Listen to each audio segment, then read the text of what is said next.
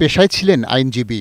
সদা হাস্যোজ্জ্বল ও ব্যক্তিত্বসম্পন্ন এএফ হাসান আরিফ আশপাশের মানুষের কাছে আপনজন ও শ্রদ্ধার। সাম্প্রতিক গণঅভ্যুত্থানের পর দেশের চরম এক সংকটকালে অশীতিপর হাসান আরিফ অন্তর্বর্তীকালীন সরকারের উপদেষ্টা হিসেবে দায়িত্ব পালন করছিলেন। আপনারা যদি সোচ্চার হন তাহলে সাগর রুনির হত্যার বিচার আমরা দেখতে পাব। তার জন্ম ১৯৪১ সালের ২০ ডিসেম্বর অবিভক্ত ভারতের কলকাতায়। সেখানকার সেন্ট জেভিয়ার্স কলেজ থেকে মাধ্যমিক ও উচ্চ মাধ্যমিক পাশ করার পর কলকাতা বিশ্ববিদ্যালয় থেকে স্নাতক ও এলএলবি পাশ করেন। ১৯৬৭ সালে কলকাতা হাইকোর্টে আইনজীবী হিসেবে তালিকাভুক্ত হবার পর পূর্ব পাকিস্তানে চলে আসেন তিনি। ১৯৭০ সালে ঢাকা হাইকোর্টে আইনজীবী হিসেবে তালিকাভুক্ত হন।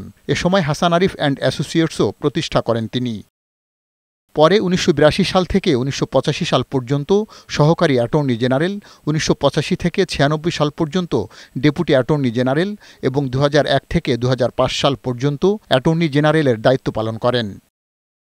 হাসান আরিফ ২০০৭ সালে গঠিত তত্ত্বাবধায়ক সরকারের উপদেষ্টা ছিলেন।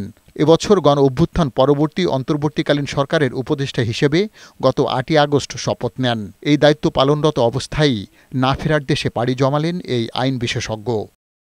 পার্থ রহমান, বৈশাখী সংবাদ, ঢাকা।